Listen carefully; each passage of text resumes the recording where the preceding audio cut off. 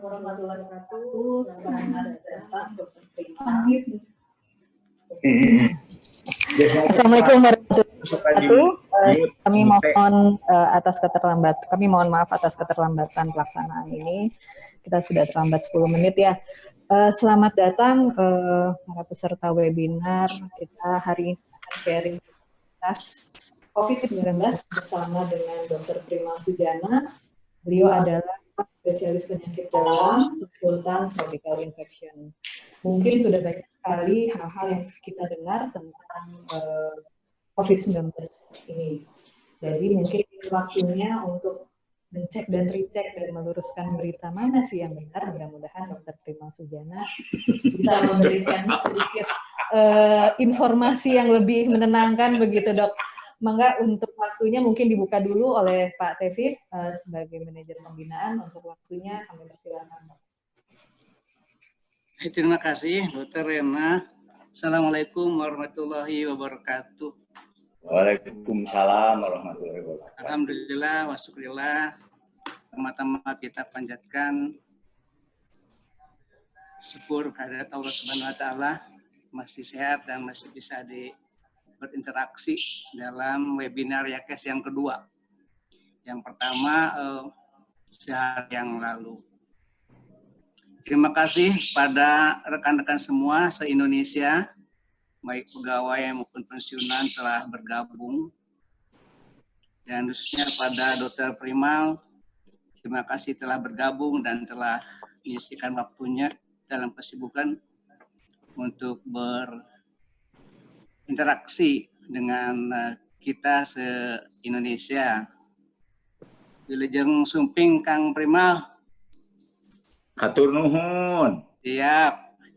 Beliau adalah senior saya di Unpad, ya. Jadi saat koas beliau jadi residennya dan bimbing saya. Begitu. Mohon maaf nih Kang, saya tidak berada di kantor tapi di rumah kan. Tidak apa-apa ya. Saya belum lihat wajahnya. WFH. Di rumah aja kan. Apa namanya yang gini? Ya, kita harap webinar kali ini apa di rumah aja. Kali ini bisa lebih santai gitu ya. Dan Kang Primal ini, Dr. Primal memang bawaannya cukup santai. Saya mau ngambil kesempatan dalam pembukaan ini tentang resiko. Ini mohon kita cermati ya, termasuk saya sendiri. Resiko itu terjadi karena ketidaktahuan dan atau ketidakpedulian. Nah itu, orang yang tahu tapi tidak peduli juga jadi berisiko. Dan orang yang peduli tapi juga tidak tahu detailnya tidak berisiko juga. Dan itu akan jadi insiden kalau kita ngerti bahaya. Tiba-tiba ada COVID. Ini semacam invisible danger, ya, tidak kelihatan bahaya ini. Tiba-tiba yang tadinya tidak berisiko jadi berisiko. Ya, termasuk kecemasan yang timbul. Yang kemarin lalu sudah dibahas dengan psikolog. Itu juga resiko. Belum juga fisik kita seperti apa. Itu tiba-tiba jadi resiko. Kemudian lingkungan tiba-tiba jadi resiko. Padahal sebelum COVID muncul, kita jalan bareng itu tidak beresiko. Ya. Jadi sudah menyangkut pada fisikal dan juga sosial. Kita akan masuk ke dalam insiden atau malapetaka kalau tidak kita kenali bahaya dalam hal ini COVID. Jadi dengan kita tahu bahaya ini karakteristiknya, lalu kita juga tahu tentang risiko, siapa diri kita, apa yang harus kita siapkan, maka insya Allah ya semacam ujian dari Allah ini akan kita lewati dengan baik. Dan kita yang sekarang ini hadir semua di sini, semuanya ternyata berisiko. Tak ada satupun yang tidak berisiko. Karena kita menghadapi bahaya yang tidak kelihatan. Kira-kira begitu ya rekan-rekan. apalagi nih untuk yang rekan-rekan pegawai diposisikan dalam fait accompli. Kita harus bekerja mau tidak mau, maka harus kenal betul tentang resiko, tentang bahaya. Karena kalau sudah seperti itu, fait accompli, kita masuk ke dalam probability, peluang kemungkinan. Gitu. Nah, ini juga menyangkut kepada keikhlasan kita, ya, takwur kita pada Allah, pada Tuhan Yang Maha Esa. Sedekatnya kayak apa? Karena jatuh ke probability ini yang sekarang banyak terjadi, termasuk ke rekan-rekan dari kedokteran, ya, banyak teman sejawat saya yang meninggal bukan karena tidak tahu, ya, bukan karena juga tidak peduli mungkin, tapi ada probability yang sulit diterka, gitu ya. Demikian untuk sementara. Yang Primal hatur nuhun, rekan-rekan, mari kita simak apa yang dibawakan oleh Dr. Primal dan diharapkan ada interaksi tanya jawab yang betul-betul dibutuhkan setidaknya oleh tubuh kita sendiri. Terima kasih dan kita lanjut. Assalamualaikum warahmatullahi wabarakatuh. Waalaikumsalam warahmatullahi wabarakatuh. Mangga untuk singkat waktu, mungkin kita mulai dengan sekitar 30 menit dokter sharing tentang COVID. Kemudian kita buka tanya jawab dengan durasi mungkin setengah jam pula. Oh ya, mangga. Jadi ini kebanyakan ini saya bikin. Bismillahirrahmanirrahim. Assalamualaikum warahmatullahi wabarakatuh. Sampai mohon pisan. Juga Bapak dan ibu-ibu sini. Ini tuh waktu zaman di kompleks itu masih ya temennya anak-anak di kompleks itu. Waktu zaman saya di sekolah di penyakit dalam. Jadi namanya dulu Madalena, Kalena, Dasara Radel yang lainnya. Dan juga ini Azab, psikolog ya sih, mantap lah, perlu sekali psikolog dalam keadaan begini. Baik, mangga start video. Oh gitu, wah mantap. Baik, mungkin kita akan bicara ada beberapa slide. Saya sudah siapkan sih sebetulnya banyak, tapi mangga kita akan lihat selayang pandang mengenai COVID. Satu hal yang menarik, Bapak Ibu sekalian. Terima kasih banyak untuk kehadirannya, untuk ikut di webinar ini, bahwa apa yang dikatakan oleh Dirjen WHO, yang kita hadapi sekarang ini bukan hanya pandemik, tetapi infodemik. Jadi info itu begitu banyaknya, begitu banyaknya berseliweran ke sana kemari, sehingga kita harus memilah mana yang dalam tanda petik bisa memang kita percaya, bisa menjadi alasan dan juga tidak, terutama mengenai beberapa hal yang terkait dengan penyakit. Baik, mungkin slide yang pertama, jadi Lena itu. Baik, ke menu yang berikutnya, slide ketiga, kalau kita lacak balik bahwa mulai tanggal 31 Desember yang lalu, sebetulnya kejadiannya sih jauh lebih awal ya, bahwa WHO itu mewaspadai ada kasus pneumonia yang penyebabnya belum tahu. Penyebabnya belum tahu di Wuhan, Cina Selatan. Slide berikutnya, kemudian, oh itu coronanya ikut-ikutan. 7 Januari, ini penyebabnya adalah virus corona. Virus corona ini satu famili dengan SARS yang tahun 2003 menyebabkan wabah, dan MERS. MERS-CoV itu yang Middle East Respiratory Syndrome yang mulai mewabah dan kemudian sampai sekarang mewabah.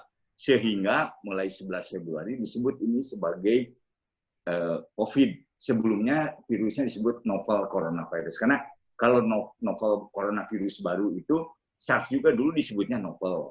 MERS juga dulu disebutnya novel sebelum diberi taksonomi, diberi nama.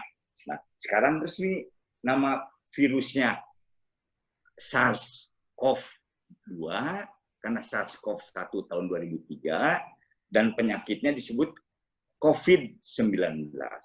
COVID karena dari Cina katanya. COVID. Kalau dari Sunda mah Mangpid. Kangpid. Kangpid, Mangpid, Jangpid. Itu anekdotnya. Slide berikutnya.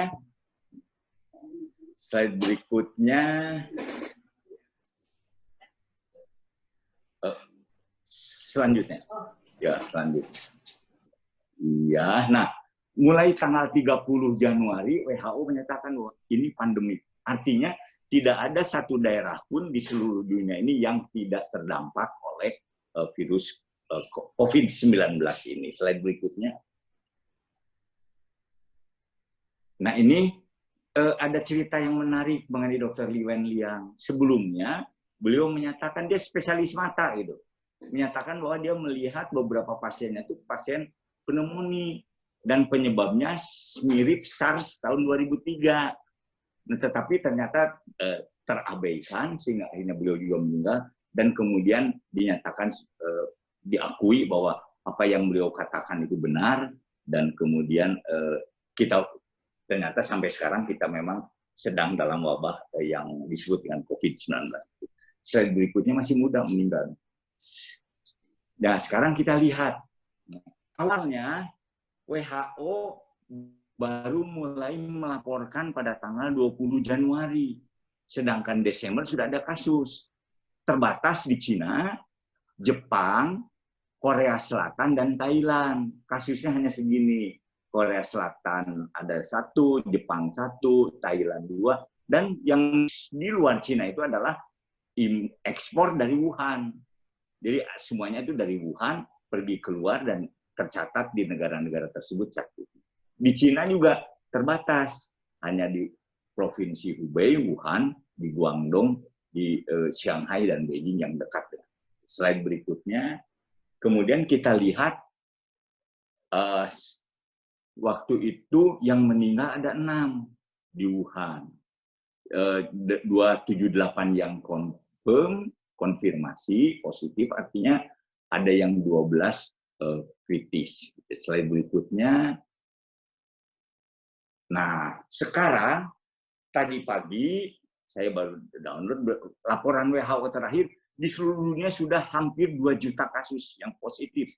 Ini yang dilaporkan adalah yang ditemukan virus SARS-CoV-2-nya di dalam tubuh yang sakit. Ada yang barunya 70 ribuan dan yang meninggal 123. Yang terbanyak adalah di Eropa. Regio Eropa 977.000 lebih, kemudian meninggalnya sendiri kita bisa lihat di sini. Kalau Indonesia masuk Asia Tenggara. Di Asia Tenggara ada sekitar 20.200 kasus dengan kematian 936. Singapura masuk ke Pasifik Barat bersamaan dengan Cina, bersamaan dengan Malaysia. Yaitu di situ total 124.000 kasus yang konfirmasi dan 4.200 yang meninggal. Jadi risikonya WHO menyatakan bahwa di seluruh dunia sangat-sangat tinggi untuk tertular virus COVID-19 ini. Slide berikutnya. Nah, yang menarik adalah Cina. Cina ini laporan dari CDC Cina tiap hari diupdate. Yang menarik adalah bahwa mereka sudah berhasil menanggulangi pandemi yang pertama. Kemudian mereka sekarang mengalami gelombang kedua. Kita lihat angka kematiannya sangat rendah setiap hari. Luar biasa yang dilakukan di sana. Tetapi yang menarik adalah banyak sekali ditemukan pasien yang tidak bergejala. Artinya dia ada virusnya, bisa menyebarkan kemana-mana, dan setiap hari itu ada sekitar paling tidak 50 ke atas kasus baru pasien yang tidak OTG kalau di kita, tidak bergejala tapi membawa virus kemana-mana, dan ini mereka pantau terus sehingga dikhawatirkan dengan terbukanya lockdown di Wuhan itu akan mengalami gelombang kedua pandemi COVID-19 ini. Slide berikutnya.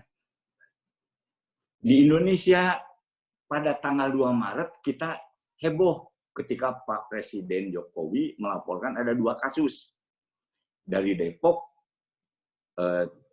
yang ibu-ibu, karena saya kenal dengan kedua-duanya, kemudian hasil yang 2 positif itu jadi kasus konfirmasi pertama di Indonesia ada 2, kasus 1 dan kasus 2, segera dirawat ke Sulianti Saroso. Kita tahu semua siapa beliau, bagaimana hebohnya pada saat itu. Slide berikutnya. Nah, ini data kemarin sampai 4:30 sore, kita lihat di Indonesia dari yang 2 pada tanggal 2 Maret, sekarang 1 bulan lebih sedikit, kita sudah ada sekitar 5.136 kasus konfirmasi. Artinya positif ditemukan virus. Dengan 468 yang meninggal, 9,1%. Kemudian ada yang sembuh, ada yang ini. Tetapi kita lihat, ada 165.000 lebih yang ODP. Dan 11.165 lebih yang PDP. Ini data hari kemarin. Hari ini pasti akan bertambah lagi. Slide berikutnya. Sampai kemarin itu sudah diperiksa 33.000 spesimen, 27.000 negatif. Ini pemeriksaan laboratoriumnya bukan rapid. Ini PCR.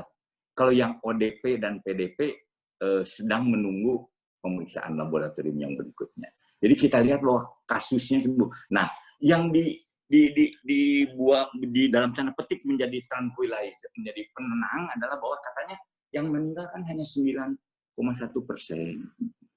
Itu sedikit. 90% lebih itu insya Allah aman. Tetapi masalahnya adalah bahwa siapa yang harus dirawat, Itali mengalami, sehingga orang itu, petugas medis sampai harus memilih mana yang harus masuk rumah sakit, mana yang harus dibiarkan gitu ya, di rumah. Nah, saya kira kita janganlah sampai begitu. Karena Wisma Atlet juga sudah dimobilisasi, kemudian Galang dimobilisasi, di Bandung beberapa rumah sakit dimobilisasi. Gubernur sudah merevisi keputusannya, ada 135 rumah sakit semua yang menjadi rumah sakit yang harus bisa merawat COVID di Jawa Barat, dan juga ada BPSDM di daerah Cihanjuang yang dipakai untuk ODP, PDP ringan yang tidak bisa isolasi mandiri di rumah. Slide berikutnya. Website yang bisa Bapak Ibu akses untuk berita ini ada dari kementerian, selain dari WHO dan CDC untuk di global, kemudian ada dari Kementerian Kesehatan, infeksi emerging, itu yang Pak Ahmad Yuryanto setiap sore melaporkan, ada di situ datanya. Kemudian ada dari BNPB, yaitu Satuan Tugas Akselerasi COVID, itu situs resminya covid19.go.id, call centernya 119, dan yang di Jawa Barat ada Picobar. Mangga dibuka Picobar, nomornya ada untuk pertanyaan dan nomor darurat. Slide berikutnya. Kalau di sini mah mudah ya, dari Telkom ke mana-mana gitu. Nah, kasus di Indonesia dari 2 yang pada bulan Maret, maaf, 2 Maret, sekarang kita lihat sudah ada sekitar 5.100. Slide berikutnya aja lah. Ini udah. Slide berikut. Nah, ini penyebarannya sudah semua. Jadi yang positif artinya konfirmasi itu ada 5.136, yang sembuh 446, ini data kemarin sampai jam 12 siang, meninggal 469, 9,1%. Kita lihat grafiknya, naik dengan cepat, dan prediksi katanya sekitar, BIN itu memprediksi akhir Maret sekitar 1.000-an, kemudian sekarang ini kita bisa sampai jutaan katanya kalau tidak ada intervensi yang masif di kalangan kita semua. Slide berikutnya. Nah, ini kita lihat bahwa belum semua daerah membuat gugus tugas. Setiap provinsi kita ada 33, baru ada 28 yang tercatat. Kemudian satu siaga darurat baru ada 7 provinsi, sekian kabupaten. Nah, yang paling ini adalah bahwa jumlah orang dalam pemantauan ODP ada 165.000 lebih, PDP ada sekian, dan pengujian antigen yang PCR sudah bisa dilakukan di 32 laboratorium. Itu yang menggembirakan. Nah, tetapi tetap gunakan masker untuk melindungi diri dan lindungi sesama. Kalau kita lihat di luar, dulu nanti ada slide-nya, sekarang sih masker kain. Kemarin kan ribut-ribut masker medis yang seperti kita pakai, saya pakai lain. Masker kain itu bisa dipakai, tapi ya sebaiknya sering dicuci karena kan akan ada kotor lah gitu. Slide berikutnya. Nah, ini di Jawa Barat. Data tadi pagi itu Jawa Barat sudah ada 559 yang terkonfirmasi. Kemudian di Indonesia, jadi lebih dari 10% pasien Indonesia ada Jawa, yang meninggal ada 52. Kemudian ODP, nah kita lihat, ODP-nya ada 11.465 di Jawa Barat. Total ODP ada 31, kenapa Kak 21.000? Karena yang 20.000 sudah selesai dipantau selama 2 minggu. Nah, yang mengkhawatirkan adalah PDP. PDP di Jawa Barat ada 2.700. PDP ini adalah orang yang ada definisinya nanti kita lihat. Nah, kemudian sehingga di Jawa Barat dilakukan rapid test. Rapid test ini bukan untuk diagnostik, tetapi hanya untuk mengetahui apakah sudah ada antibodi, karena ini pakai antibodinya. Sudah dari 31.000 rapid test yang sudah dilakukan sampai hari pagi tadi, laporannya yang masuk, ada 1.000 yang reaktif. Dan ada 29.000 lebih 30.000 yang non reaktif. Tidak berarti bahwa yang reaktif antibodinya itu sakit. Tidak. Tidak berarti bahwa yang non reaktif itu tidak sakit. Tidak. Yang reaktif bisa negatif karena bisa ada kemungkinan false positif. Yang non reaktif bisa positif, dan itu sudah laporannya sudah ada beberapa. Slide berikutnya.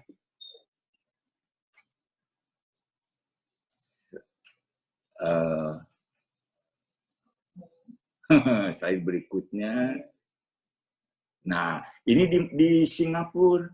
Di Singapura mereka setiap hari mengupdate. Nah, mereka khusus melaporkan kasus impor.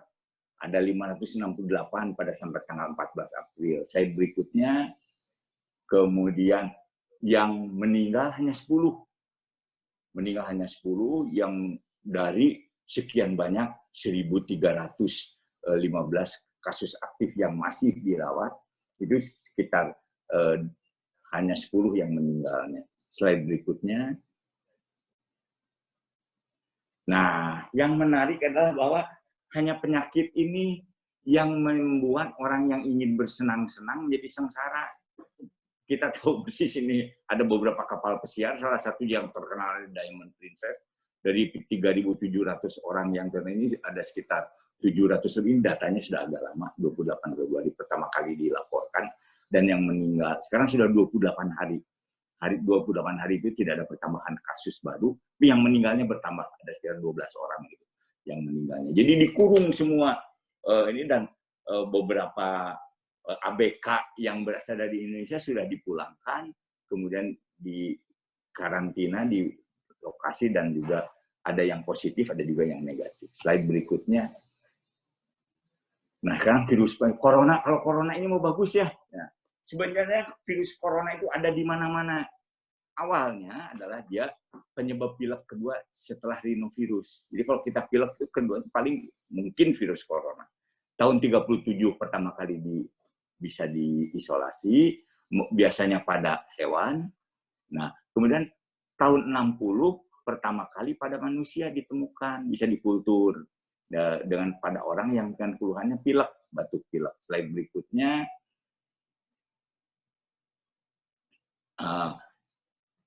Yang awalnya pada manusia itu hanya menyebabkan gejala saluran nafas ringan. Ada 4, ada itu pakai kode begitu. Tapi ketika tahun 2003 dari Guangdong ada SARS coronavirus, tahun 2012 ada dari Saudi Arabia MERS coronavirus, dan 2019 yang COVID-19 ini, dan yang ketiga ini dari SARS-CoV-1, SARS-CoV-2 dan MERS-CoV itu yang menyebabkan gejala-gejala berat dan kematian. Slide berikutnya. Nah ini, jadi kalau melihat seperti ini mirip-mirip virus influenza yang selalu berubah setiap saat. Perubahannya bisa perubahan yang drastis sehingga menyebabkan pandemi. Kita tahu ada flu burung, flu babi, kita tahu ada epidemi flu Spanyol dan segala macam. Nah, virus SARS ini juga, coronavirus ini juga begitu. Jadi mereka bercampur dari beberapa virus yang dibawa oleh kebanyakan sih kelelawar. Kelelawar kemudian pindah ke ada binatang, kemudian binatang itu kontak dengan manusia, dimakan manusia dan segala macam. Kita tahu ada pasar daging itu di Huanan, di Wuhan, dan kemudian menulari ke manusia. Slide berikutnya. Karena dibicarakan bahwa ini mirip corona virus yang sekarang COVID-19 ini mirip SARS 2003, kita lihat juga bahwa pada tahun 2003 ada berita yang menghebohkan di dunia, yaitu kematian akibat pneumonia yang banyak berasal dari Hong Kong. Ada seseorang yang dari Guangdong datang ke Hong Kong untuk bisnis, kemudian dia meninggal, dan orang-orang yang tertular, yang satu lift, satu hotel itu ada beberapa yang tertular, kemudian yang tertular itu pergi ke negara asalnya karena banyak yang dari tempat lain, ada dari Kanada, dari Vietnam, ada dari mana sih, dan itu juga ternyata positif dan menyebarkan. Nah, slide berikutnya yang menarik adalah bahwa SARS ini, SARS 2003 itu hanya sampai tahun 2004. Jadi tidak lebih lagi dari itu tercatat oleh WHO, kasus-kasus yang dilaporkan oleh negara anggota WHO. Nah, kemudian ini juga satu keluarga dengan yang berat MERS-CoV. Slide berikutnya. Slide berikutnya. Nah, MERS-CoV ini tahun 2012 penyebab sakit sama seperti COVID sekarang, sama seperti SARS yang 2003, dan ini di Arab Saudi, dan sehingga salah satu penampungnya, penyebarnya adalah unta, sehingga dilarang waktu itu jangan ke pasar unta, jangan minum susu unta, dan segala macam kontak dengan unta. Slide berikutnya. Sampai dengan Desember 2019 sudah ada sekitar hampir 2.500 kasus. Angka kematiannya 34,4%, menyerang 27. Dan ini sampai sekarang tuh kasusnya masih ada. Yang coronavirus SARS-CoV-1 sudah tidak dilaporkan lagi, tapi yang MERS-CoV itu masih dilaporkan. Slide berikutnya. Ini yang penyebabnya, sehingga sekarang dilarang, ditunda dulu ini umroh, haji juga dalam tanda petik masih kita belum tahu persis apakah nanti akan dibuka. Katanya kemarin kalau tawaf dibuka pun baru hanya 50 orang sekali, itu dibatasi sekali, kebayang antrinya di luar. Gitu. Slide berikutnya. Nah, jadi ada hewan-hewan yang membawa virus corona ini. Kelelawar, ya, kemudian musang, ada tikus bambu dan segala macam, dan ada ular. Nah ini kemudian mereka ini membawa di tubuhnya, yaitu coronavirusnya tidak membuat sakit pada hewan-hewan ini, tetapi kan hewan ini dalam tanda petik dimakan oleh manusia, kadang-kadang dagingnya mentah, Jadi pindahlah ke manusia. Juga ular belang ini katanya, walaupun banyak yang membantah. Slide berikutnya. Nah, virus corona itu, nah ini yang sering di dalam tanda petik di hoax-kan gitu. Dia dapat diinaktivasi pada suhu 56 derajat selama 30 menit. Dengan ether, dengan alkohol, dengan ini dia inaktif. Gitu ya. Jadi pencegahannya adalah dengan dipanaskan, dengan cuci tangan dengan disinfektan berbasis alkohol, berbasis kloroform atau berbasis asam peroksiasetat. Slide berikutnya. Nah, ternyata sekarang si virus ini dapat ditemukan cukup lama dalam beberapa jenis benda. Aerosol bisa sampai sekitar 3 jam lebih, sehingga ini sangat berbahaya. Ya, jadi percikan batuk dan lain-lain. Pada plastik itu yang paling lama, itu bisa sampai beberapa hari di atas plastik. Nah, kita tidak tahu, makin lama kan makin berkurang jumlahnya, tapi kita tidak tahu apakah permukaan barang yang kita pegang itu bersih sekali dari percikan ludah, percikan orang yang pembawa virus itu. Sehingga cuci tangan dengan sabun dan air mengalir atau dengan disinfektan berbasis alkohol, hand rub berbasis alkohol, itu sangat dianjurkan, sangat sering dianjurkan, dan itu bisa mengurangi perpindahan virus dari benda tersebut ke kita atau bahkan ke orang lain. Slide berikutnya. Ini kita lihat pada plastik sampai 14 jam lebih, di stainless steel, benda-benda stainless steel juga bisa berjam-jam lama gitu. Padahal prediksi kita tuh kalau sudah kena panasnya di luar karena dia virus harus memiliki sel hidup untuk hidupnya, jadi dia akan cepat mati. Ternyata tidak gitu kan. Baru beberapa lama memerlukan waktu, bahkan sampai ada yang hari untuk menjadi tidak aktif. Slide berikutnya. Penularan droplet, jadi batuk. Nah, yang menarik adalah bahwa ada satu, saya kira ini videonya viral sekali, yang Jepang yang melihat bagaimana percikannya itu, jangankan batuk atau bersin, bicara keras pun itu percikan air liur droplet itu cukup banyak, dan itu mengandung virus kalau orang yang mengandung virus, dan itu mengandung dan menyebarkan.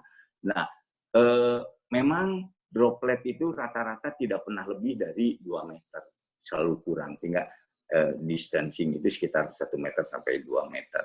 Tetapi ada laporan bahwa ada yang sampai 4 meter terbawa dengan mungkin angin, terbawa kipas angin dan segala macam itu. Nah, kemudian kontak melalui tangan, dan ibu hamil sudah ada laporannya beberapa janin yang positif karena dilahirkan dari ibu yang positif terkena COVID-19. Slide berikutnya.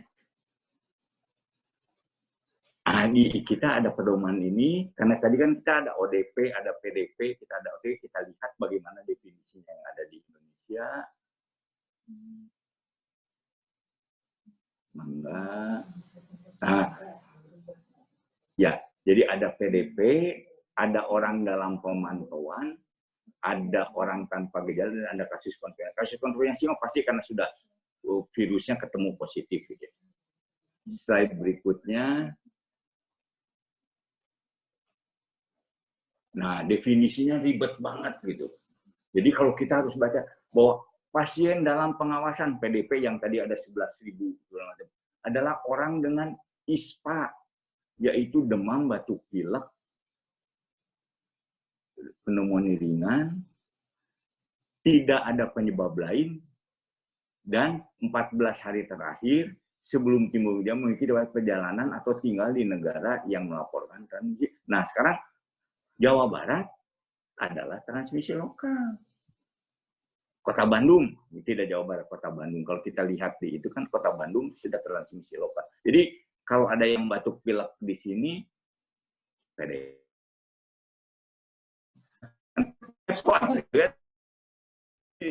ini memang repot ya. Tapi definisinya slide berikutnya atau yang slide berikutnya.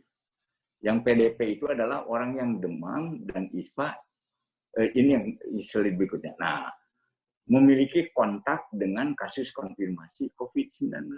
Nah, inilah petugas-petugas kesehatan. Itu termasuk kita semua. Ya, kalau yang konfirmasi mah kita agak tenang ya, maksudnya bukan tenang deh. Tahulah kira-kira apa. Tapi yang itu tuh yang OTG, nanti definisinya OTG itu. Kemudian ISPA berat, membutuhkan perawatan, tidak ada penyebab lain, jadi kalau ada orang yang pneumonia dicari ke sana kemari nggak ketemu orang ini, wah jangan-jangan ini PDP, masuk ke rumah sakit. Slide berikutnya, kalau yang ODP adalah orang yang mengalami demam atau riwayat demam. Nah, jadi belum tentu pada saat datang ke kita demam. Jadi mungkin aja demamnya mas sudah kapan gitu. Ada gangguan batuk pilek, tidak ada penyebab lain, dan 14 hari terakhir ada perjalanan transmisi lokal. Jadi kalau orang dari Jakarta datang ke Bandung seminggu yang lalu, kemudian dia demam di sini, apakah dia ODP? Susah. Slide berikutnya. Nah, orang batuk pilek 4 kali kontak dengan yang konfirmasi positif, dan sama seperti yang COVID, yang PDP. Slide berikutnya. Nah, OTG adalah orang yang tidak bergejala. Di Cina sudah mulai banyak. Memiliki risiko tertular dari orang konfirmasi COVID dan merupakan kontak erat. Jadi dia tidak bergejala, tapi virusnya ada pada tubuhnya dan dia dibawa. Kenapa ada virusnya? Karena dia tertular dari orang yang konfirmasi. Siapa saja yang kontak erat itu, slide berikutnya, maka adalah berada dalam radius 1 meter dengan kasus pengawasan atau konfirmasi dalam 2 hari sebelum kasus timbul hingga 14 hari. Slide berikutnya. Kenapa 14 hari? Karena masa inkubasinya sekitar 7 hari. Petugas kesehatan yang memeriksa, nah ini dia berarti, merawat, mengantar, dan membersihkan ruangan. Jadi bukan hanya petugas kesehatan, cleaning service yang membersihkan ruangannya pun tanpa menggunakan APD yang sesuai standar, itu bisa. Nah sekarang kalau di ruangan yang betul-betul merawat konfirmasi, pasti APD-nya insya Allah lah sesuai. Tetapi kalau dia di luar itu, gitu. Nah ini yang dikhawatirkan. Slide berikutnya. Oh ini yang tadi terulang. Slide berikutnya. Nah, ini yang bepergian dengan alat angkut yang sama, makanya angkot di kereta api juga, aduh. Jadi harus distancing gitu ya. Slide berikutnya. Jadi pasien kasus konfirmasi mah udah pasti lah, udah positif. Tapi harus PCR, swab, bukan pemeriksaan rapid test. Slide berikutnya.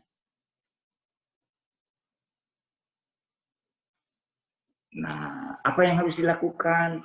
Nih, kalau OTG tanpa gejala, kita ini OTG atau ODP atau PDP ringan, kita harus mengisolasi mandiri. Di mana? Di rumah sendiri. Siapa harus ada yang mengawasi? Melaporkan bisa petugas kesehatan, bisa juga relawan. Biaya mandiri. Dan juga monitoringnya harus dilakukan oleh Dinas Kesehatan. Jadi tidak semua ODP, tidak semua PDP harus ke rumah sakit. Yang ke rumah sakit adalah ODP di atas usia 60, saya misalnya, kalau ODP atau PDP harus ke rumah sakit. Wah, serius. Kemudian PDP gejala sedang, ada di ini. Bisa kita lihat. Slide berikutnya. Nah, kalau yang di Wuhan, itu banyak sekali. Kenapa yang di atas 60 itu banyak yang meninggal dan banyak harus dirawat? Karena banyak penyakit penyertanya. Diabetes, darah tinggi, dan saya kira di Yakes Telkom pun kita banyak kasus-kasus seperti ini. Slide berikutnya.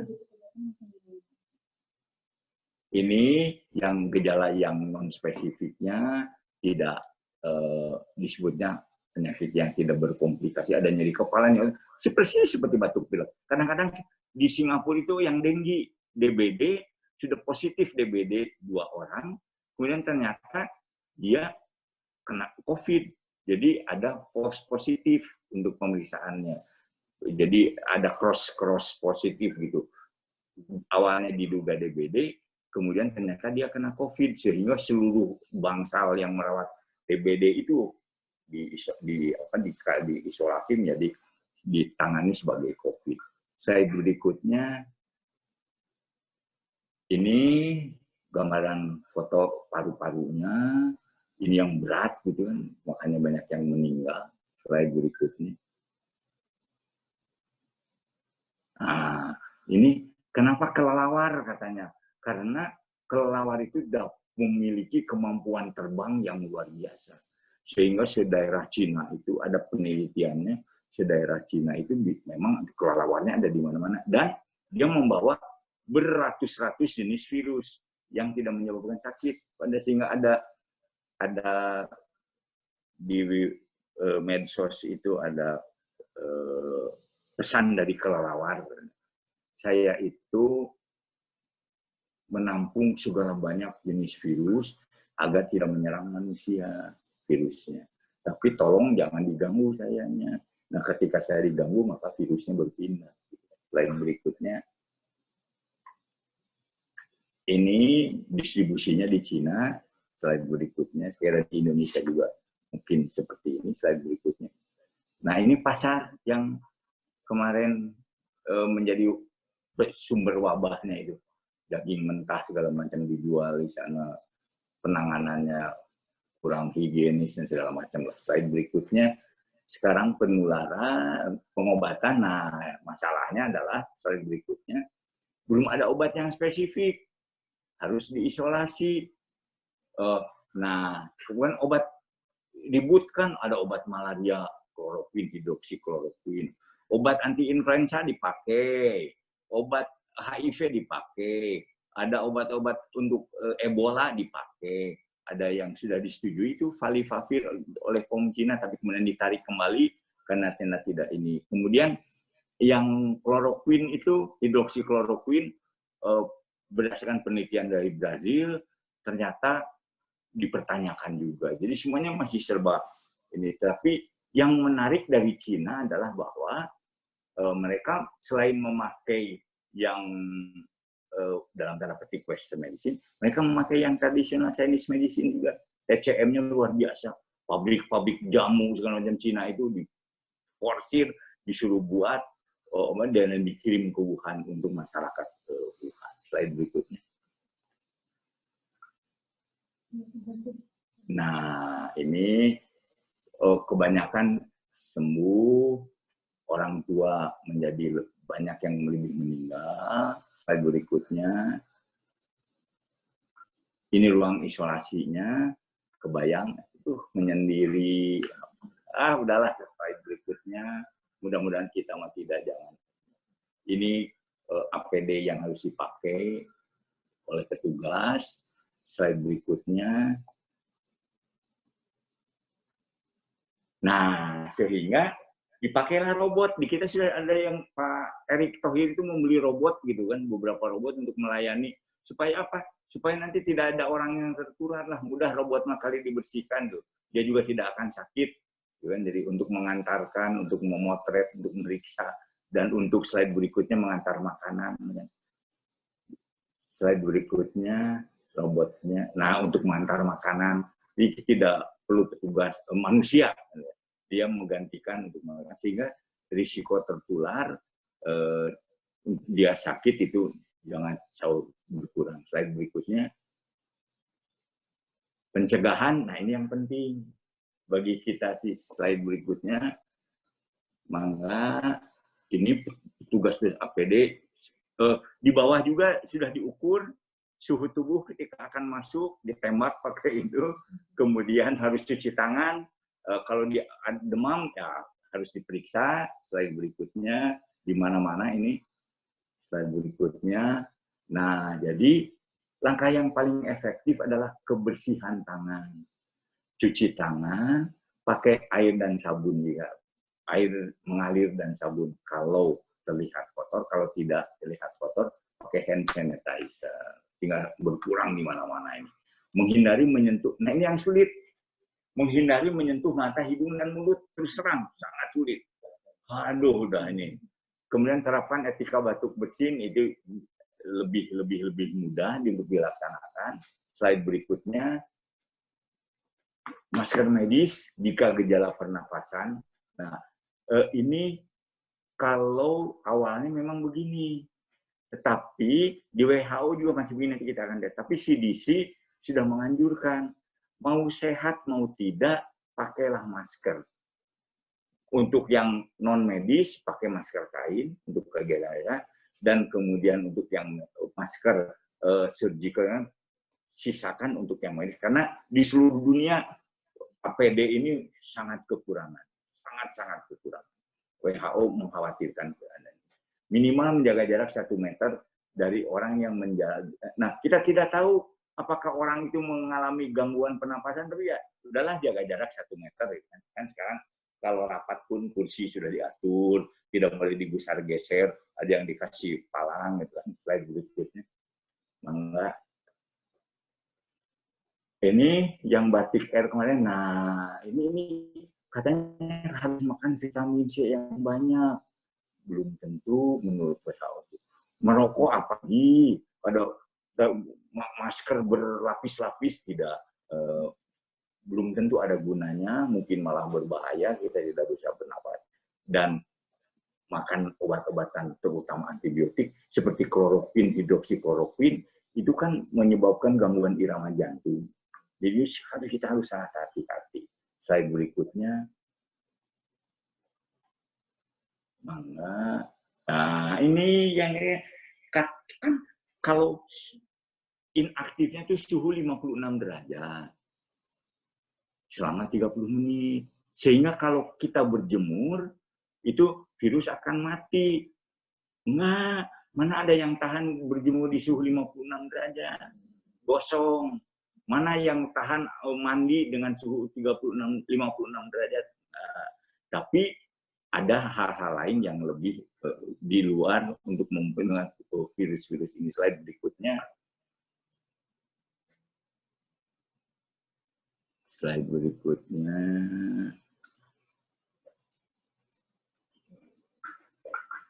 Nah, ini kita lakukan PHBS, kita ada germas, semua dicanangkan sudah beberapa waktu yang lalu. Slide berikutnya, ini masih belum social distancing gitu ya. Slide berikutnya, cuci tangan, 6 langkah cuci tangan, semua bagian tangan harus terbersihkan, dan ini katanya bisa lebih dari 95% bakteri dan virus itu akan tereliminasi. Slide berikutnya.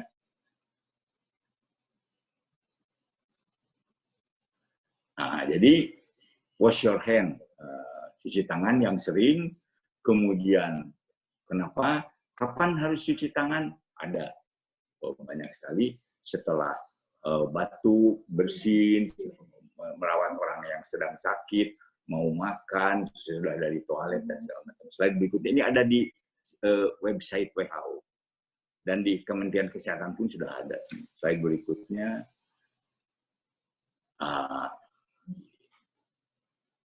Ya ini kalau batuk ya, jadi kan kita harus menjaga diri kita jangan sampai tertular, dan juga menjaga orang lain jangan sampai kita tulari. Slide berikutnya. batuk, bersin, ada caranya, tisu harus dibuang dan kemudian segera mencuci tangan, gunakan masker. Slide berikutnya. Nah, ini yang awal kan, healthy people wear a mask only if you, nah sekarang enggak, WHO masih mencantumkan ini, tetapi CDC sudah tidak. Jadi pakailah masker kain buat sendiri, cara membuatnya diberitahu, bahannya apa diberitahu, mengguntingnya, menjahitnya diberitahu, dan di situ dicantumkan seperti pada slide berikutnya punten, bahwa tolong katanya bagi teman-teman saudara-saudara kita kalau kita membuat masker kain. Nah, ini yang yang CDC, ada CDC on homemade cloth face covering. Istilahnya bukan face mask, tapi face covering. Jadi caranya harus cuci tangan. Jadi ada di bawahnya tuh ada, saya tidak copy, bisa dibuka di CDC. Ini cara menjahitnya, kemudian cara memotongnya, pilihan bahannya ada lengkap sekali, bagus sekali. Slide berikutnya, mungkin cara menjualnya yang tidak. Slide berikutnya. Ini air masker. Slide berikutnya dari WHO. Nah, slide berikutnya sama, banyak sekali ini yang dari WHO yang saya kutip.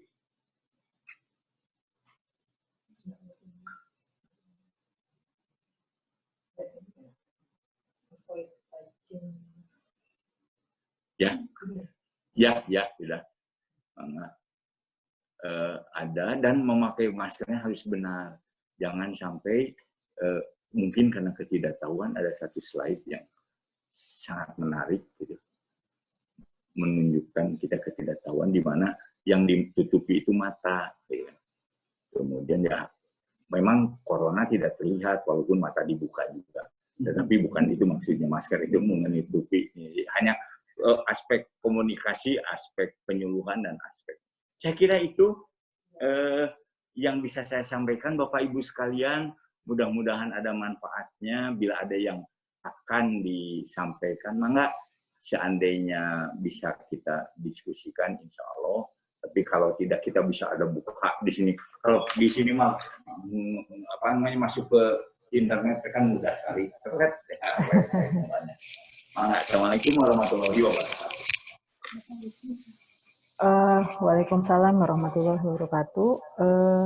Bapak siapa tadi yang pertama? Yang raise hand.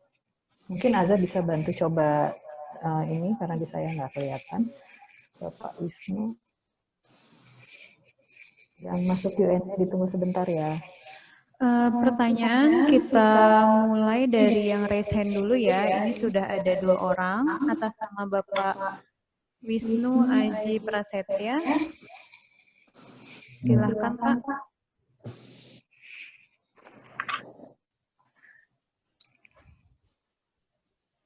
Bapak Wisnu.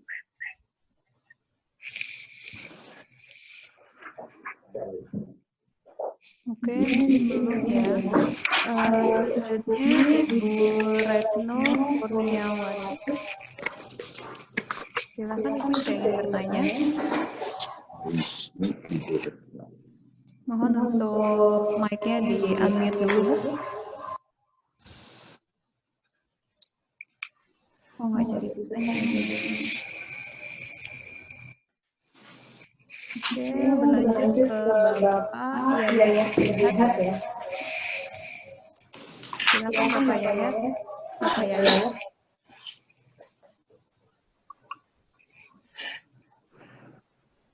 Ya, selamat siang. Oh, maaf Ibu Yaya ya. Ya, Ibu Yaya. Oke, silakan Bu. Terima kasih atas kesempatannya. Yang saya ingin tanyakan, kebetulan ada teman yang menjalani rapid test. Hasilnya kemudian reaktif. Kemudian teman itu kembali diharuskan mengikuti swab test untuk mendapatkan kepastian. Yang saya ingin tanyakan, apa maksudnya?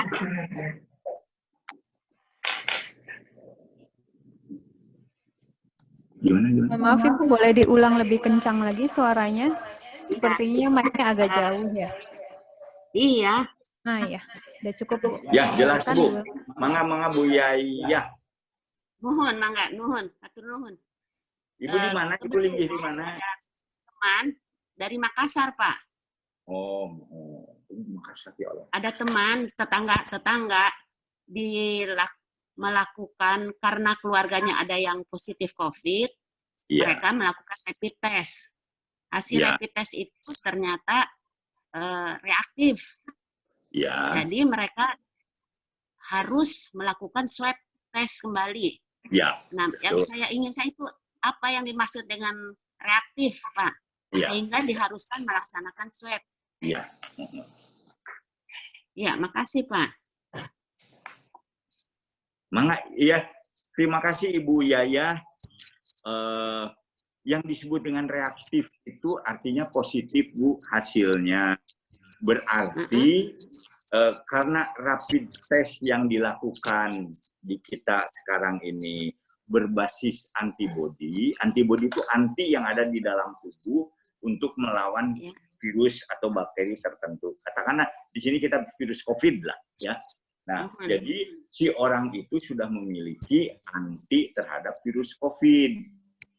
Nah, tapi apakah virus COVID-nya itu masih ada atau sudah tidak ada? Itu harus dibuktikan, yaitu dengan memeriksa virusnya sendiri. Kalau antibodi itu istilahnya jejak, Bu. Jejak. Ya, tapaknya. Kalau tapaknya ada, belum tentu maungnya ada. Gitu, maungnya mungkin udah kemana, gitu kan? Tapi ada tapaknya. Kita jadi sekarang harus dicari adalah virusnya.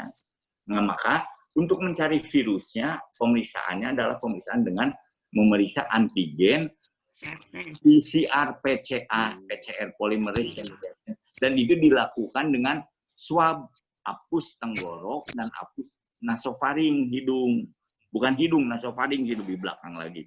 Nah, nanti dari situ bisa ketahuan positif atau negatif.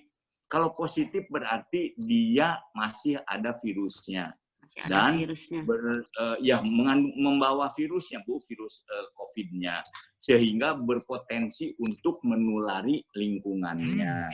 Nah, tetapi kalau swabnya negatif, berarti insya Allah virusnya sudah tidak ada. Itu. Sudah tidak ada. Ya, kalau negatif. Tapi mereka sudah punya antibodi. Ya, nah Bu, sekarang dengan yang diperiksa antibodi sekarang ini, itu ada yang disebut dengan positif palsu. Positif palsu itu artinya begini, dia positif, tapi positifnya tidak terhadap COVID, terhadap yang lain.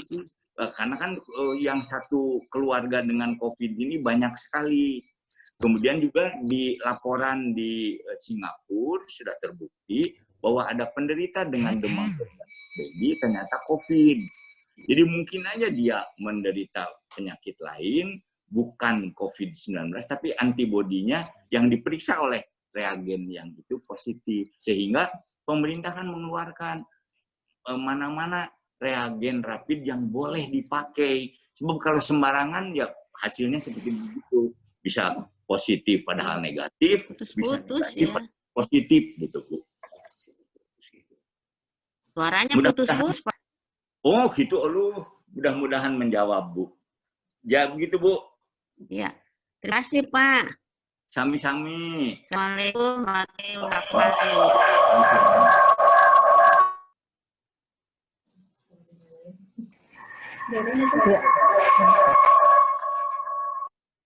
Oh. Canggih. Oke, kita langsung dengan pertanyaan yang masuk di kotak Q&A, Dok. Dari Ibu Esther. Ibu Esther. Pertanyaannya adalah, apakah bila kita satu hari kita cuci pakai tangan dengan disinfektan itu berbahaya?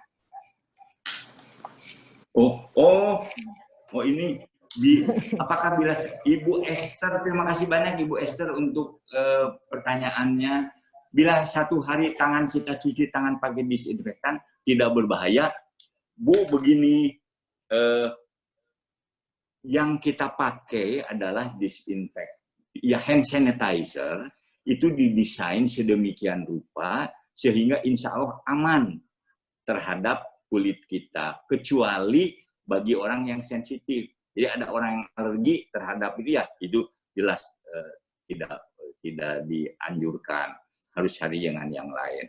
Nah, yang tidak enak adalah bahwa karena dia berbasis alkohol, tangan kita akan kering, dan kalau dia diberi dengan ada yang pelembutnya itu, jadi tangan kita teh sepertinya cepel gitu. Apa ya? Mungkin bahasa Sundanya cepel, Bu, lengket gitu, lengket ya. Lengket, sehingga itu kita mungkin harus tetap mencuci dengan air, dengan sabun yang mengalir juga. Nah, kalau makan, termakan disinfektannya, masuk ke dalam mulutnya, memang ada hal-hal yang tidak kita inginkan. Jadi misalnya bisa mengadakan reaksi, dia terkena mata, disinfektan itu bisa bereaksi, sehingga yang disinfektan yang disemprot itu, Bu, chamber ruangan yang kadang masuk orang itu kemudian disemprot segala macam sebelum keluar.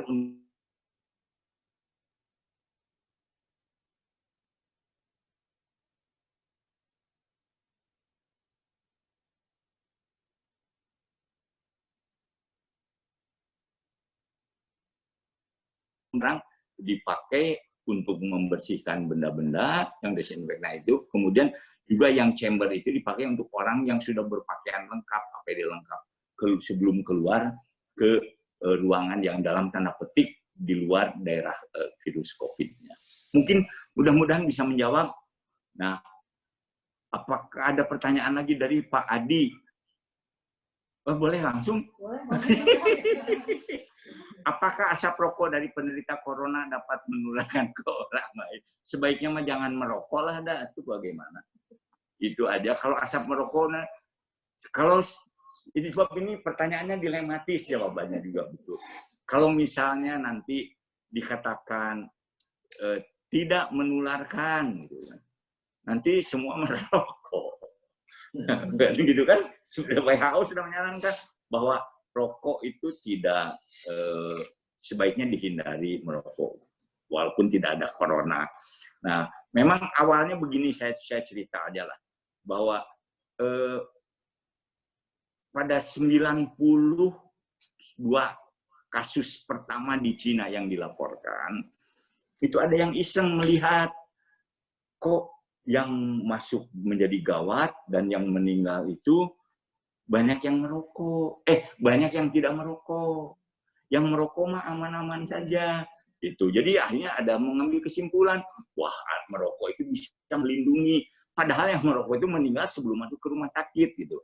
Banyak juga yang berkata seperti itu. Jadi akhirnya itu pabrik rokok pun di Cina, pemilik pabrik rokok pun menyatakan bahwa janganlah merokok, walaupun dia mungkin rugi gitu. Itu. Kemudian, nah,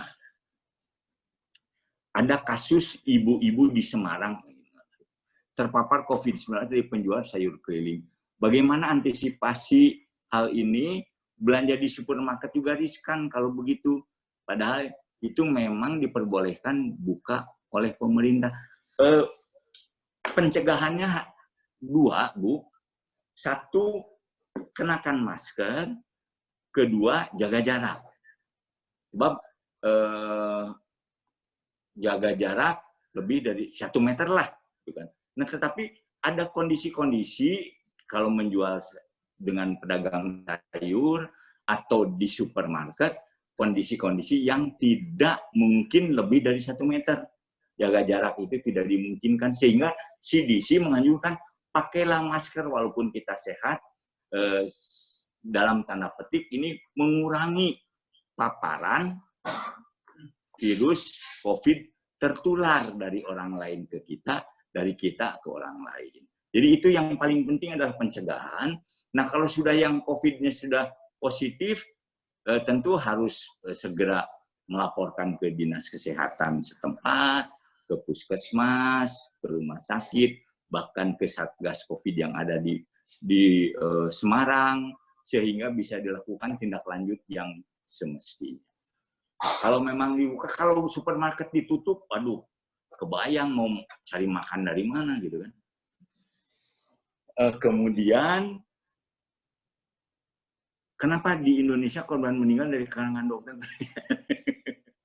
Itu sudah oh begini Bu,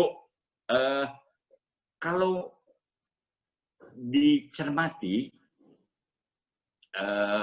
yang wafat itu jarang dari mereka yang langsung kontak menangani pasien COVID-19. Bab APD-nya lengkap. Yang ada adalah banyak yang dari rawat jalan. Misalnya yang terbanyak katanya menurut data itu sejawat kami dokter gigi dan dokter THT. Itu. Kenapa? Karena tidak ada yang menyangka di rawat jalan itu pasien yang diperiksanya dengan menderita COVID-19 dan APD-nya kan kalau di rawat jalan paling juga level 1, masker dengan sarung tangan. Itu biasanya itu. Padahal mereka kan sangat paham dan tahu obatnya. Betul, paham, ya, tahu obatnya. COVID-19 belum ada obatnya, jadi terus terang saya juga tidak tahu apa obatnya COVID-19. Gitu. Tetapi pencegahannya adalah sangat penting. Dan banyak juga, mohon maaf bisa, banyak juga pasien-pasien yang memang sudah tahu bahwa mereka menderita COVID, rapid test positif, itu positif, yang tidak mengaku. Itu jadi tidak berterus terang pada saat wawancara. Ini yang berbahaya. Beberapa orang kejadian sehingga satu, dalam tanda petik, satu sesi, satu shift gitu, yang kontak dengan orang tersebut harus segera dirumahkan gitu. Jadi dilakukan isolasi mandiri. Itu kejadian di satu rumah sakit, pasiennya tahu bahwa dia sudah didiagnosis positif, kemudian dia berobat, tapi tidak mengatakan bahwa dia COVID. Jadi karena apa? Karena takut ditolak, takut dipindahkan ke rumah sakit lain. Itu seperti itu. Apakah orang dengan CD4 sekitar 400 gampang kena COVID-19? Ini biasanya terkait dengan penderita imunokompromi. Ya. Kalau imunokompromi ya, imunokompromi apapun, mau CD4-nya 1000 kan, seperti orang diabetes, orang hipertensi, orang yang dengan kanker, orang dengan autoimun, itu akan lebih mudah terkena infeksi apapun, bukan hanya COVID-19 ini, dan gejalanya menyimpang. Artinya mungkin tidak demam, mungkin batuk pileknya lain, gitu. Mungkin kalau ininya langsung berat dan segala macam. Iya. Ini dari Pak Rudi ya. Terima kasih banyak Pak Rudi. Tadi ada Pak Dafli Reksafagita. Nah, kemudian Pak Hadi Lestari ini untuk obat COVID-19. Terima kasih. Membeli barang-barang secara online boleh, nggak apa-apa online. Hanya ya mohon hati-hati. Saya lihat di TV yang di Palembang itu kan memberi masker seharga 13,6 juta, tetapi yang dikirim batu bata, 4 dus batu bata gitu. Itu mohon hati-hati Pak, hati-hati kita. Saya sendiri bukan jarang karena saya gaptek tidak pernah beli online. Yang saya minta tolong anak-anak atau istri atau teman lain. Tapi hati-hati Pak, membeli barang online boleh, tidak apa-apa silakan. Untuk obat Indonesia kan punya BUMN farmasi seperti Bio Farma, Kimia. Kita sudah mampu membuat obat di dalam negeri mampu, tetapi bahan bakunya masih impor. Banyak yang masih impor. Obat banyak yang sudah bisa dibuat di Indonesia. Vaksin pun Bio Farma membuat vaksin dan vaksinnya diekspor ke berbagai negara. Cuma bahan baku memang kita masih tergantung. Terima kasih banyak. Dalam waktu dekat saya kira kita memang harus harus bahan baku obat harus kita giatkan gitu sehingga kita tidak tergantung impor lagi. Satu berita yang saya kira bahan sekarang ini global chain, jadi satu negara itu tidak membuat dari A sampai Z, dari awal bahan mentah sampai ke produk jadi, tetapi ini dibuat di mana, ini dibuat di mana, ini dibuat di mana. Nah, obat-obatan untuk penanganan COVID ini, obat-obat suportif dan lain-lain di Eropa itu berkurang. Kenapa? Karena pabrik-pabrik farmasi juga sudah mulai kekurangan bahan baku yang biasanya diimpor dari Cina. Karena Cinanya terkendala, mereka produksi bahan bakunya kurang, ekspornya ke Eropa juga terganggu, sehingga produksinya di Eropa pun demikian. Saya kira itu permasalahan global. Ya. Apakah sinar matahari dapat mematikan? Betul, tapi 56 derajat selama 30 menit. Apalagi upaya mencegah terpaparnya corona? Satu adalah social distancing. Kalau sekarang kan di rumah aja, gitu kan, di rumah aja. Kalau tidak perlu keluar, jangan.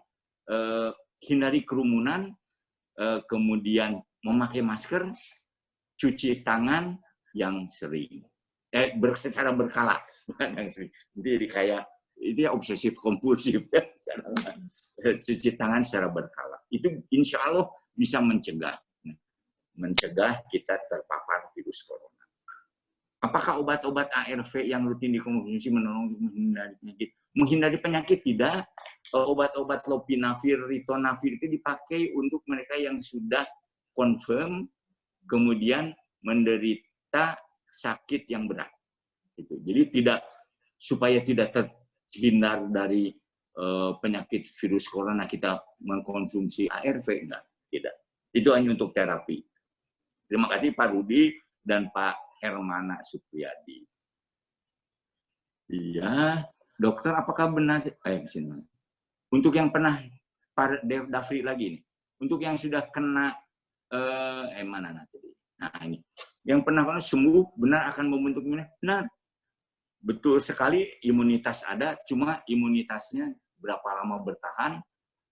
Belum ada bukti bisa bertahan berapa lama dan apakah cukup protektif terhadap infeksi berikutnya juga belum ada.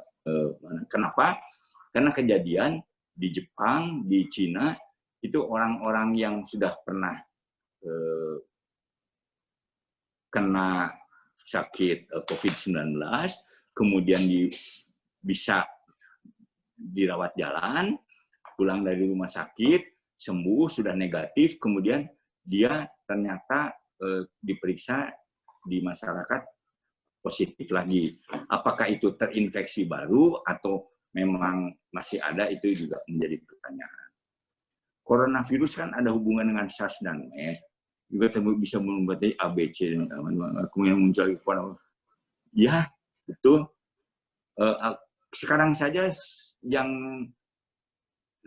bukan resmi ya, ada yang ABC gitu kan, karena yang menyerang di Cina pada saat awal dengan periode kedua, kemudian di Amerika pantai barat, kemudian itu berbeda-beda, dan juga sudah ada yang menyatakan, saya baca di koran sih, Guardian, itu ada 8 mutasi dari virus corona SARS-CoV-2 ini, bukan hanya corona, SARS-CoV-2 ini yang sudah 8 mutasi, sehingga beberapa ahli di New Zealand, di Australia itu meragukan apakah vaksin akan efektif.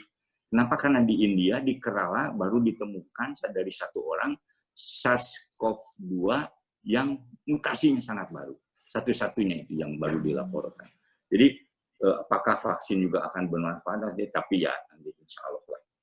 Dan betul hasil mutasi bisa menyebabkan epidemi atau pandemi? Bisa. Ya. Sebagai orang yang berisiko tinggi karena faktor umur, pensiunan kan belum tentu usianya tua ya, bisa ada sehat kan. Ada bagaimana cara terhindar dari OTG yang efektif hingga melakukan isolasi mandiri. Waduh, OTG mah namanya sulit sih, orang tanpa gejala. Jadi yang harus sadar itu yang OTG-nya gitu. Jadi begini Pak, misalnya Pak Bambang, kalau saya diperiksa, katakanlah saya diperiksa rapid, ternyata saya positif. Nah, saya tuh harus sadar diri bahwa saya tidak boleh menulari orang lain di sekitar saya. Jadi, saya harus melakukan isolasi mandiri, saya harus memakai masker, dan saya harus, karena misalnya yang diperiksa rapid antibody, saya harus melakukan pemeriksaan swab. Nah, permasalahannya di kita, laboratorium baru 32 yang saya lihat itu dibuka, yang bisa melakukan pemeriksaan PCR. Dan itu luar biasa load-nya. Saya lihat sekali bahwa teman-teman di laboratorium itu luar biasa berjibaku untuk meriksa itu, sehingga ada waktu gitu ya. Jadi yang harus sadar ya, semua orang, baik yang OTG-nya maupun yang, karena OTG sulit, saya sudah tidak bergejala gitu. Bagaimana tahu bahwa saya positif kalau saya belum diperiksa? Cara gampang membedakan COVID dan common cold, nah ini dia. Kalau cara gampang diperiksa virusnya itu, tetapi itu pasti katanya ada gejala yang menyatakan bahwa kalau common cold itu batuk pileknya berlendir, kalau COVID itu batuknya kering, itu sekarang itu COVID itu ada yang tidak bergejala. Jadi agak repot untuk OTG kan tidak bergejala, tapi dia membawa virus, agak repot. Gitu.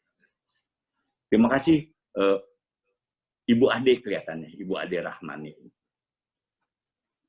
Kemudian, oh itu sudah.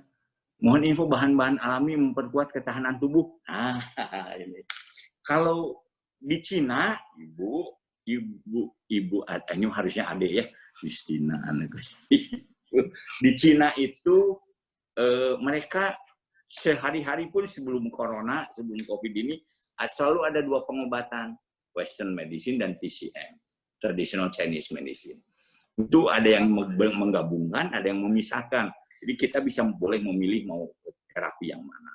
Nah, selama pandemi ini, COVID ini, semua perusahaan jamu dalam tanda petik di Cina itu disuruh memproduksi banyak-banyak dan mereka mengirim ke Wuhan. Untuk yang sakitnya kalau perlu, dan untuk yang sehat, yang di rumah itu diberi jamu itu. Nah, untuk memperkuat ketahanan tubuh ada beberapa cara.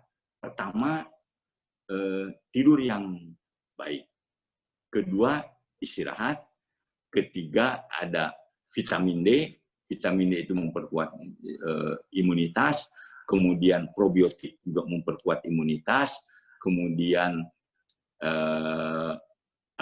kalau di psikologi kan kegembiraan ya, tinggi pemikiran yang positif, hati yang gembira itu juga kan memperkuat daya.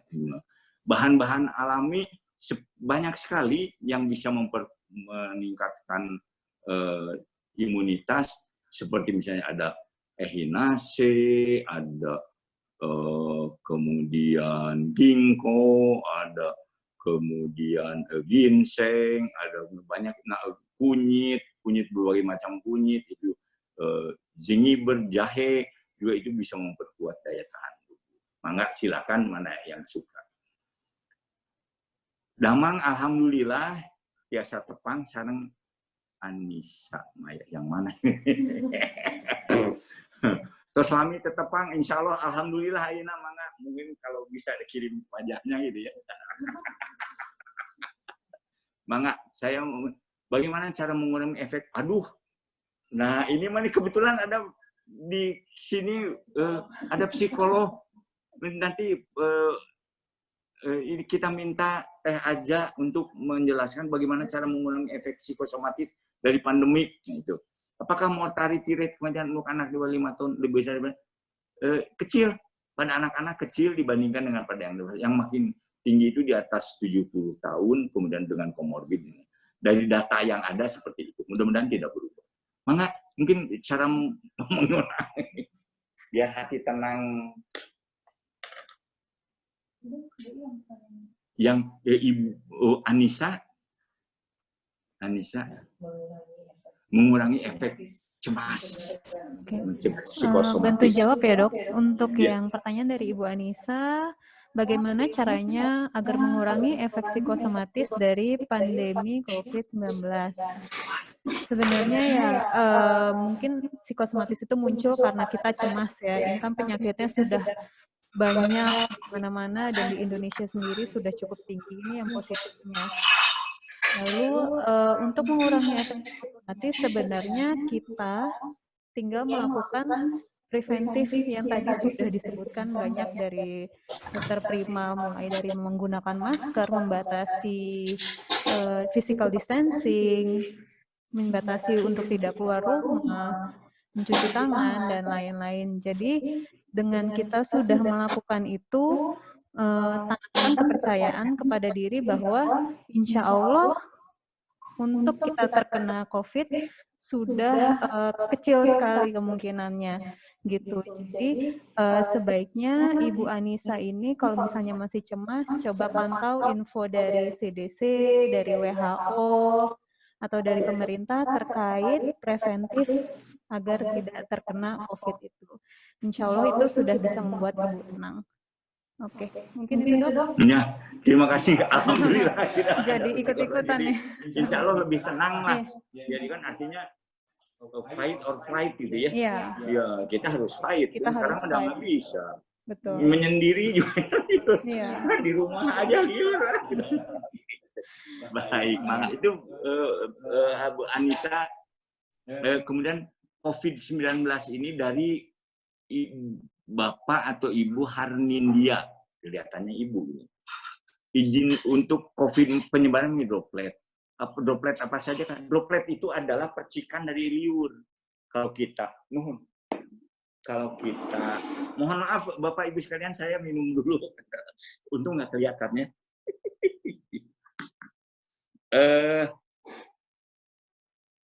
Droplet itu ada percikan air liur. Air liur ketika yang sering dikonotasikan adalah ketika kita batuk, ketika kita bersin, itu liur kita itu akan berterbangan keluar dari hidung, dari mulut. Dan itu kalau ada virus atau kuman di dalam tubuh kita, di mulut kita, itu akan menyebar, terbawa. Nah, tetapi ternyata bicara keras pun mengeluarkan droplet. Nah, hanya droplet itu tidak bisa pergi lama, tidak bisa terbang jauh. Dia maksimal rata-rata 1 meter itu sudah jatuh ke lantai. Sehingga jarak antara kita dengan yang batuk dengan yang lebih dari 1 meter, insya Allah aman. Keringat tidak, sampai saat ini keringat tidak menjadi faktor penular dari COVID-19. Lebih ke arah sekresi saluran pernafasan. Walaupun ditinja juga ditemukan, tetapi itu dalam tanda petik tidak menjadi penyebab penular utama. Ditinja 20% itu ditinja ditemukan virus SARS-CoV-2-nya. Ini tentang buah yang enak itu yang bekas kelelawar. Aduh, kalau carilah yang enak yang tidak bekas kelelawar. Sebab saya kira ada yang buah-buahan yang bukan bekas bajing atau kelelawar gitu, yang manis, yang enak gitu kan. Saya kira itu Bu Ani silahkan dicari yang padahal kalau yang bukan bekas kelelawar itu yang mulus biasanya asam atau sepet. Saya kira itu tergantung selera lah. Gitu. Ada yang jeruk juga senang yang manis, ada juga yang senang ada asamnya. Kalau misalnya saya ingat waktu saya kecil pergi dengan nenek dari Bandung dengan bis umum dari Bandung ke Ciamis, berhenti di daerah Lewo. Di situ yang menawarkan buahnya itu landong puyeng katanya, obat pusing. Kenapa? Tapi asamnya luar biasa. Tapi itu memang banyak yang membeli. Maka itu masuk al selera. Tapi saya kira pilihlah buah-buahan yang memang baik dan bermanfaat buat kita. Dok, yang kita waspadai orang yang terus OTG, definisi OTG dari ini sifatnya antara papar positif sampai sembuh. Apakah benar berarti ada yang secara alami memiliki imunitas terhadap virus. OTG itu tanpa gejala biasanya ada yang awal-awal dia sudah membawa virus tapi belum muncul gejalanya. Gitu. Beberapa saat kemudian ada yang memang bergejala pada orang-orang tersebut. Ada juga yang gejalanya ringan sehingga dalam tanda petik kalau tidak diperiksa OTG pun itu ketahuan OTG-nya kan kalau diperiksa bahwa dia ada virus COVID-nya seperti itu. Jadi kalau misalnya dia menjadi sakit tentu menjadi bergejala, bisa juga dia tidak bergejala ringan atau tidak bergejala gitu. Jadi terus menjadi gejalanya terabaikan lah menurut bahasa saya sih seperti itu. Penularan melalui kelelawar. Begini, kelelawar itu terbukti di beberapa penelitian membawa berbagai macam jenis virus, ada ratusan dan sudah teridentifikasi ada sekitar 60. Nah, kemudian kalau kelelawar kan di sana, tapi yang ini kelelawarnya dimakan dan dagingnya mentah, sehingga virus-virusnya pun jangankan daging kelelawar, daging ikan pun kalau bisa mengandung salmonella kan. Banyak sekali udang dan yang dikirim ke Jepang dikembalikan karena mengandung salmonella. Itu kalau dimakan mentah bisa dengan yang terbawa semua yang ada di situ semua gitu, virusnya apanya kita makan dan juga bisa menyebabkan penularan pada kita. Jam terbaik untuk berjemur, nah ini memang betul banyak sekali katanya sudah jam 10, ada yang bilang jam 10 mah kalau untuk di negara 4 musim. Kita kan ini negara tropis, bagusnya 7:30 gitu. Nah, ada juga yang menjawab begini, karena saya bukan ahli matahari, jadi ada juga yang menjawab tergantung tujuan kita berjemurnya untuk apa. Mau mencari UVA atau UVB. Karena kalau UVB itu bisa meningkatkan berjemur setengah jam dengan kita mengharapkan UVB itu bisa menaikkan kadar vitamin D sekitar 10.000 international unit. Besar itu, tahan untuk beberapa minggu. Nah, gitu. Kalau UVA itu untuk bisa membunuh beberapa, mengeliminasi bakteri dan virus. Jadi saya kira itu yang saya ketahui gitu. Kalau terlalu siang repot kan, jadi nanti sulit ke hitam. Jadi kan sekarang banyak yang ibu jadi hitam nih sejak ada corona. Ibu-ibu ya kan, kalau kita mau hitam mau putih kita nggak. Ya. Kan air hujan, batuk, pilek. Dulu pernah vaksin influenza juga. Oh iya, hati-hati saja Bu, vaksin influenza itu tidak ada vaksin yang melindungi 100%. Pasti ada paling ya kalaupun dia 10%, 90% misalnya masih ada kemungkinan 10%. Tetapi vaksinasi itu mengurangi dari keadaan-keadaan yang mungkin lebih berat. Influenza bisa berkomplikasi pneumonia, ensefalitis dan segala macam. Jadi vaksin influenza, mohon maaf Bu, masih harus setahun sekali. Silakan lakukan. Jangan sampai tidak, kalau kena hujan langsung bersin pilek, bisa mungkin kedinginan gitu kan. Nah, segera ganti baju, mandi dengan air hangat, ganti dan minum air hangat. Wedang jahe itu kan cocok. Dokter, apakah yang orang positif mandi boleh olahraga? Maksudnya positif apa? Positif COVID? Positif apa gitu? Kalau positif COVID di isolasi, mungkin dia bergerak-gerak gitu mah boleh, gitu kan? Kalau misalnya positif COVID kemudian dengan ventilator, jangankan untuk berolahraga, bergerak juga udah nggak bisa.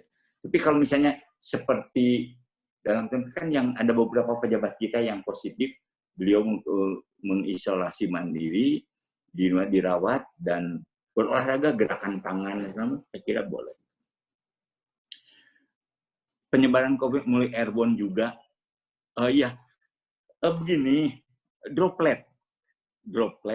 Nah, tetapi bagi petugas-petugas kesehatan yang melakukan tindakan yang memungkinkan terjadinya airborne seperti nebulisasi, kemudian teman-teman dari gigi yang banyak yang pakai semprotan gitu segala macam kan, kemudian yang melakukan swab.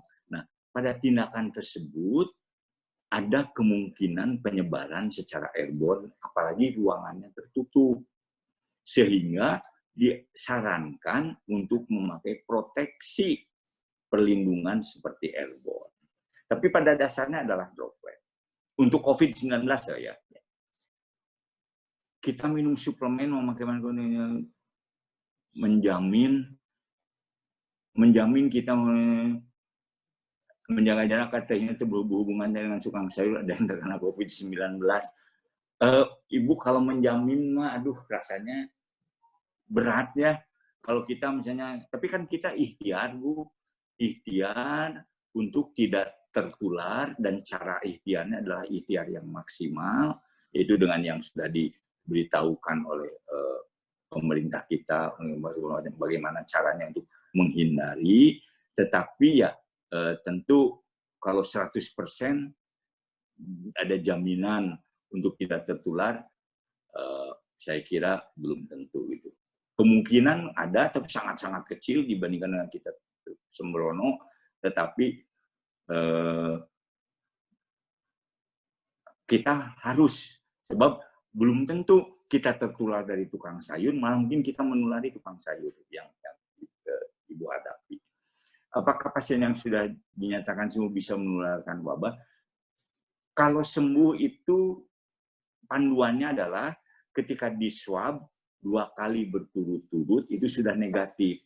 Jadi insya Allah yakin pada saat itu tidak ada virus COVID di dalam tubuhnya dan saluran pernapasannya yang mungkin bisa menularkan pada orang lain. Tetapi ada kejadian di Cina setelah pulang ke rumah beberapa waktu kemudian positif lagi. Nah, apakah itu terinfeksi baru atau bagaimana, itu ada pernyataan seperti itu, sehingga orang yang asimptomatik tidak bergejala tetapi positif itu di Cina sekarang menjadi permasalahan tersendiri dan dipantau oleh Dinas Kesehatan. Apa risiko bagi dirinya sendiri untuk orang yang OTG? Kemungkinan jadi PDP, kemungkinan jadi sakit besar. Jenis makanan yang meningkatkan imunitas seseorang. Aduh, makanan yang enak dan makanan yang bergizi. Aduh, mohon maaf, kalau jenis-jenis makanannya saya tidak punya kemampuan untuk itu. Nanti ada sesi khusus Dok, untuk dari ahli gizi. Nanti ada sesi khusus untuk dari ahli gizi Pak Eko. Kalau saya sukanya sih tidak pedas, karena saya akan jadi mensret. Kalau saya, ya itu dia, yang meningkatkan imunitas, pasti ada lah. Cuma mohon maaf, saya tidak bisa. Yang saya tahu katanya jahe, kemudian katanya, tapi jahe kebanyakan sakit perut. Kemudian kunyit, kemudian ada beberapa, tapi terserah, mohon maaf, nanti ada sesi tersendiri. Apakah kalau uang di ATM, terima kembalinya harus dicuci dan dijemur? Begini sajalah. Kadang-kadang katanya uang itu menjadi penular, sehingga harus dimasukkan ke microwave gitu. Tapi daripada masuk ke microwave, kasihin ke saya aja lah. Yang penting bahwa ya kita kan cuci tangan lah Bu, ya Bu, cuci tangan. Jadi kalau misalnya kita ada terima uang, ya cuci tangan, dilihat uangnya, kan uang itu dalam arti tidak ada yang bersih, kotor, belum tentu kena COVID dan segala macam, juga bisa yang lain. Kalau ambil uang di ATM, buka pintu ATM-nya jangan pakai tangan, kemudian dipakai sikut aja gitu, atau minta tolong petugasnya untuk membuka. Kemudian kalau ada kita pakai sarung tangan yang plastik, mijit itunya, atau kalau sesudah itu sekarang di tempat ATM itu suka disediakan hand sanitizer. sebelum masuk kita bisa cuci tangan, sesudahnya kita bisa cuci tangan. Saya lihat di beberapa tempat itu di luarnya ada hand sanitizer. Jangan lupa seperti kalau insya Allah kita aman. Nah kalau nggak bawa sendiri. Oke, sudah selesai dok untuk question and answer-nya. Ini ada satu pertanyaan terakhir dari Dr. Katarina Triretno. Dok, jika ada orang dengan status OTG, terus ada orang sehat dengan OTG, apakah orang sehat tersebut statusnya OTG? Ini COVID-19 efeknya ada paru-paru itu permanen? Iya. Oh iya. Beda, bukan. Ini dari chat. Oh, gimana? Jadi kalau ada orang dengan status OTG, ya, OTG, kemudian ada orang sehat yang dekat dengan orang tersebut, ya. Apakah orang sehat tersebut statusnya OTG? Jadi begini, OTG itu kita tidak membawa label gitu kan. Jadi kita tidak tahu persis siapa yang OTG, kecuali orang itu declare. Jadi misalnya saya OTG, saya mendeklarasikan menyatakan jangan dekat-dekat saya OTG. Nah, kenapa? Karena saya saat ini tidak bergejala, tapi saya sudah diperiksa swab, saya positif. Nah, atau saya diperiksa rapid, saya positif. Nah, saya sedang menunggu untuk pemeriksaan berikutnya. Nah, itu saya OTG. Nah, kemudian ada orang yang dekat dengan saya. Nah, kalau seandainya dia memenuhi kriteria kontak erat, tidak lebih dari 1 meter, kemudian percikan, itu kemungkinan virus yang ada di saya menulari dia, ada kemungkinan gitu. Nah, cuma sulitnya itu dia OTG itu harus orang yang bersangkutan yang menyatakan. Kalau misalnya PDP kan katakanlah diisolasi mandiri di rumah sakit kan, ODP juga ada yang di rumah sakit kan. Tapi kalau OTG kan keliaran kemana-mana gitu, makanya pemakaian masker itu dan social distancing, jaga jarak itu menjadi amat penting. Yang terakhir dok, ya. Masih ada nyelip satu lagi. Enggak. Ini yang di Q&A, Dr. Primal, apakah betul jika terkena COVID-19 efeknya terhadap paru-paru itu permanen, dok? Iya, jadi ada menjadi fibrosis, paru-parunya menjadi fibrosis, itu permanen. Nah, sampai saat ini, ya, karena ada fibrosis. Kenapa? Karena kita baru, katakanlah 3 bulan ya, terkena COVID-nya. Jadi sampai saat ini yang sembuh dan paru-parunya jelek itu efeknya permanen, fibrosisnya permanen. Tetapi apakah itu berlaku untuk semua kasus? Sampai saat ini kita belum punya jawaban yang pasti. Tetapi bagi mereka yang memang survive, penyintas penyakit COVID, kemudian dengan pneumonia dan ada efek ground glass opacity itu permanen. Sampai saat ini permanen. Makanya Cina itu memberikan jamu-jamu segala macam yang bisa mengurangi proses inflamasi dan segala macam. Cina itu edisi ke-7-nya, sebetulnya dari edisi awal. Edisi ke-7 itu panduannya yang didonasi oleh Jack Ma itu dibagikan, itu menunjukkan rumah sakit dapat memilih pengobatan pasien COVID yang berat ini adalah ini. Kapan obat tradisional Chinese medicine? Kalau ada istilahnya kan, ada bukunya, WHO sudah menstandarnya. Jadi kalau misalnya yin dan yang-nya bagus, seru gitu. Saya juga nggak ngerti gitu. Tapi itu memang mereka lakukan gitu. Dan katanya baik. Oke. Terima kasih banyak dokter. Kita satu lagi dok. Iya. Akan susah berhentinya ini. Mangga tuh dok, satu lagi aja. Kan penularan, setahu saya sekarang penularannya tidak seperti HIV ini ya, tidak seperti hepatitis B ditularkan melalui hubungan suami istri.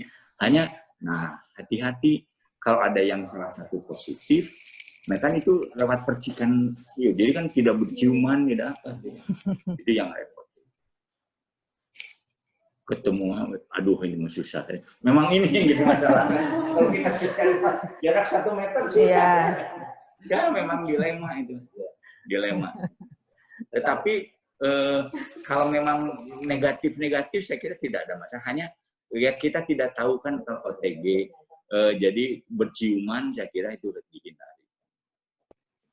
Oke, baik. Sudah selesai dengan pertanyaan terakhir, Dr. Prima. Mudah-mudahan membantu untuk seluruh peserta yang mengikuti.